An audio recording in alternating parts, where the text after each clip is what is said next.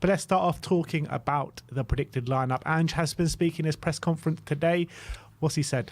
Well, no news is good news. So no changes on the injury front. Everyone came through the game against Luton unscathed.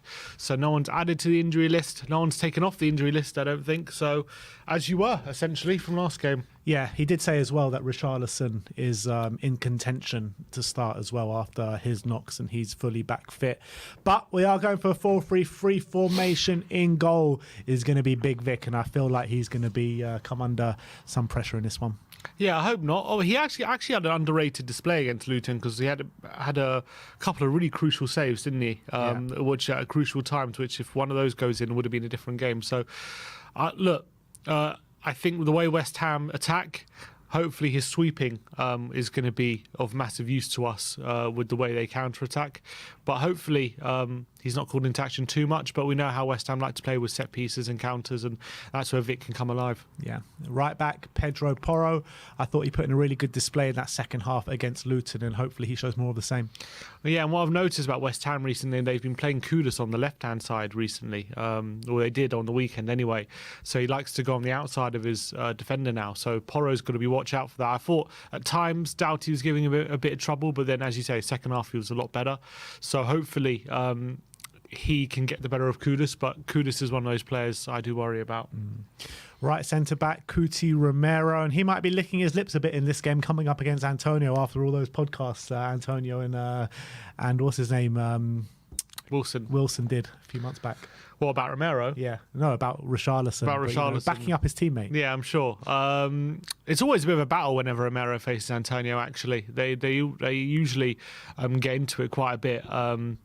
It's going to be difficult because Antonio, I feel like recently he's come back into a bit of form, so his confidence is up. A confident Antonio is something to worry about because he's big, he's strong, he can run in behind. So scores against us frequently. He does. Well. So Romero's got to definitely be on his game to keep him quiet. Alongside him, we're giving a return to Mickey van de Ven. And like you said about those players that they can hit you on the break with the Jared Bones, with the Mohamed Kuduses, with the Lucas Paquetas. Van de Ven is going to have a top job on his hand, isn't he? Massively, especially with Bowen potentially playing on the right-hand side for West Ham. That'll be Van de Ven's side. So he's going to have a crucial role to play to make sure that Bowen's not getting in behind, because that's what he loves to do. I feel like Kudus is a player who likes the ball to feet. Bowen's a player who likes the ball in behind, and Van de Ven's got to watch out for that. Yeah, and I'm sure he'll be using his top sprints as he usually does, especially against this side. But left back, we are going to go for Destiny Udogie, and I want to see him really imposing himself physically in this one. Yeah, and he was the one who made the mistake last time out. Sloppy pass back to Vicario, which allowed West Ham back in the game. So he's got to make sure that he banishes the memory of that mistake. And I actually thought he struggled quite a bit at times against Luton. So I'm really hoping this game he's back to his best. Yeah, absolutely.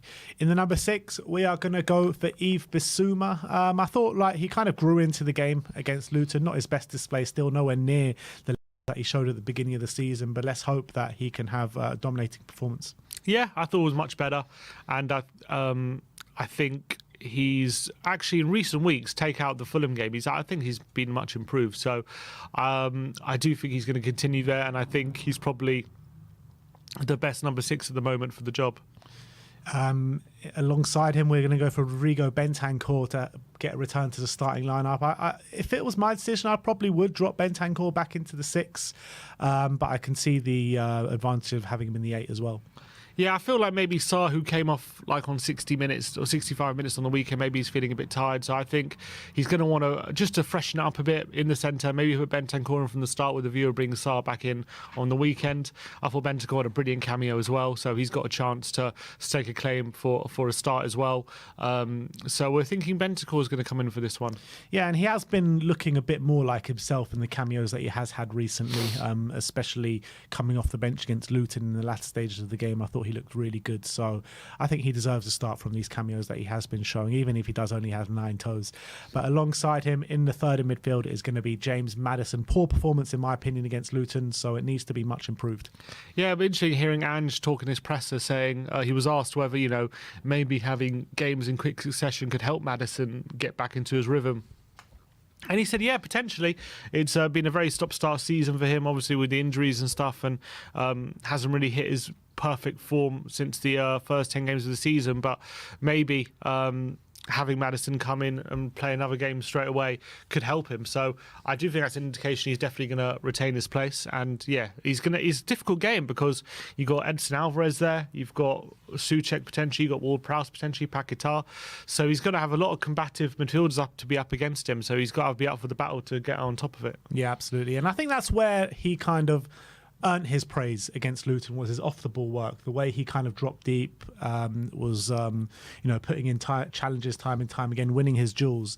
I think that aspect of the game hasn't decreased, but his on-the-ball aspect hasn't been the same as maybe the first 10 games of the season. On the right wing, we're going to go for the man on form, which is Brennan Johnson. Came on, changed the game against Luton, and I think that has earned him a start. Yeah, I think he's got to start this one. And I think up against Emerson Palmieri, he'll probably he'll probably fancy his chances of really taking him on and committing him. It'll be interesting to see if he does get the same kind of joy he did against Luton, if the West Ham will leave the same kind of spaces.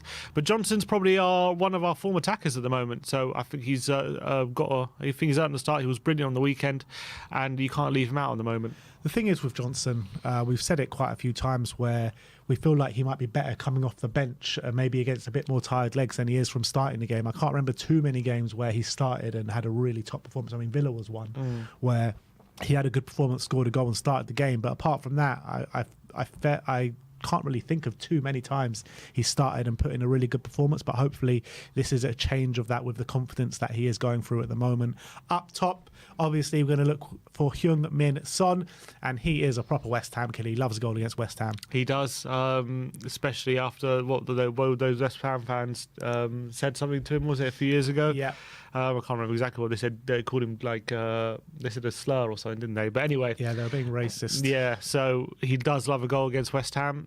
It's interesting in this kind of game, Zuma and probably Zuma and I think Aged, I think they said, is back. So it's not like, it's an interesting challenge for Sonny in this kind of game to playing against a team with a low block, no space. I thought he did quite well against Luton, who played a back three, but it's a different kettle of fish here. So it's going to be a challenge for him. But hopefully, look, I thought what he was doing so well against Luton. He was dropping deep, making the centre backs make decisions, and that's what he's got to do in this game. Yeah, I mean, it is a West Ham side that are leaking goals at the moment. Quite a lot of them. They conceded 4 at the weekend. Before that, they were conceding goals as well. So I think Sonny will definitely fancy his chances up against West Ham, as he usually does. And on the left-hand side, we're going to go for Turbo Timo. Look, he has been very hot and cold, Timo, but he gets in the right positions. He just needs to use that end product a bit better. Yeah, I think he's doing the right things, but he's not doing the right things to a great standard. I think he's doing them to a decent standard, but Ange seems very happy with him at the moment. He was talking him up in his press conference, saying what an impact he's made. I do think he has a use in the team. He's one of those players where even when he's not playing well, he still has a use, Even when things aren't coming off for him, he's still stretching the game. He's still committing players. And that has a value. So hopefully his quality end product is better in this game, but I think he deserves another start. And just to mention as well, Edson Alvarez is suspended for this game. Oh, that's good. Yeah. So that's a big positive for Spurs. But let's get into that final predicted lineup one more time for you guys. It's Vicario in goal, Pedro Porro right back, Destiny Udogie left back, Romero and Van de Ven in the centre back positions, Bissouma, Bentancur and Maddison in a middle three, with Brennan Johnson on the right, Timo Werner on the left, and Heung-min Son up top. In our predictions, we both went for 2-2 in this game. Are you sticking with that? Unfortunately so. Look, I'm not saying it's beyond the realms of possibility you'll win this game, but I look at West Ham's team and just the way they attack, and it does worry me a bit with the way we are leaking goals at the moment and the way we're defending. With Van de Ven back, to be fair, it should help. So maybe having Van de Ven back will mean that actually we might be okay to deal with what West Ham are offering. But I just got a feeling that Bowen, Kudus, Paquetá are really going to turn up tomorrow, and that's what I'm worried about. Yeah, I mean, regardless of the result, it's going to be an unbelievable game of football. These two teams usually throw up really exciting encounters. I do think this is a game that will promise goals.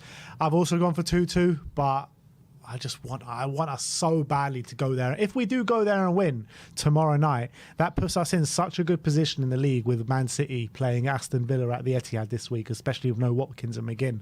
So, I mean, a draw, it does, if we assume that Aston Villa are going to lose, does cut the gap by 1 point, but a win will just do us the world of good, won't it? So I do think it's going to be a draw. I do think it's going to be 2-2, but it's going to be tough, man. It's going to be don't lose, tough. Spurs. Just don't lose. But look, we have it within us to go and win. If we use that same mentality and that same kind of aggression and forward play that we used against Aston Villa, we can go there and put these away, no problem. But it's just a case of we need to be consistent, and we're just not being that at the moment, especially away from home. So I do worry. But that is our predicted lineup. Let me know your predicted lineups in the comment section below, and I want to know your score predictions as well.